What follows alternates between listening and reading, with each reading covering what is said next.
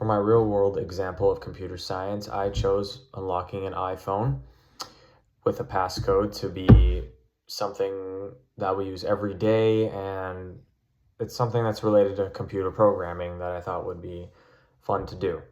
So in my code, I used variables like passcode, user input, and attempt to store information, similar to how a phone stores data memory.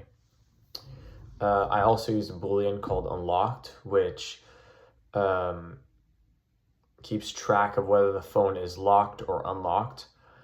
This Boolean expression compares the passcode the user enters with the correct passcode, and it checks in an if-else statement if this passcode that the user entered is correct.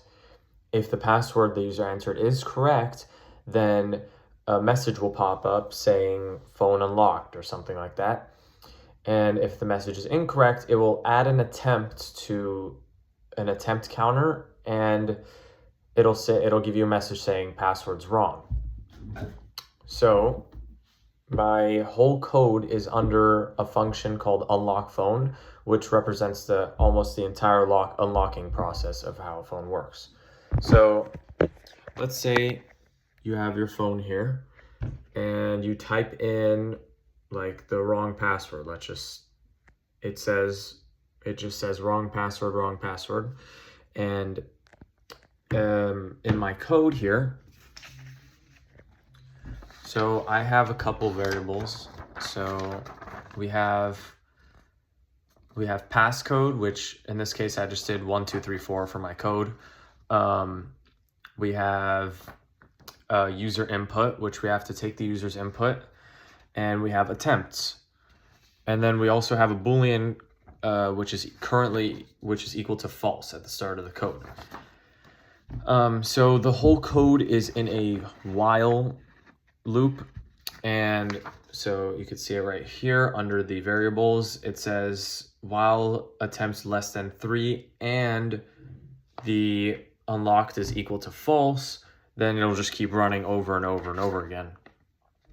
So it'll ask the user for passcode right here, and then it'll take the user input and see if it's correct. If the user input is incorrect, then it will add an attempt just like it does in real life before the phone locks itself. And if you keep missing your password over and over and over again, your phone will lock itself out and you won't be able to use it for a certain amount of time.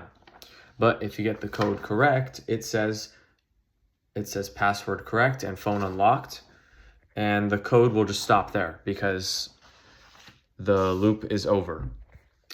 And overall, I think this example demonstrates how basic computer science concepts like variables, Boolean expressions, branching loops, and functions are used in almost everyday technology.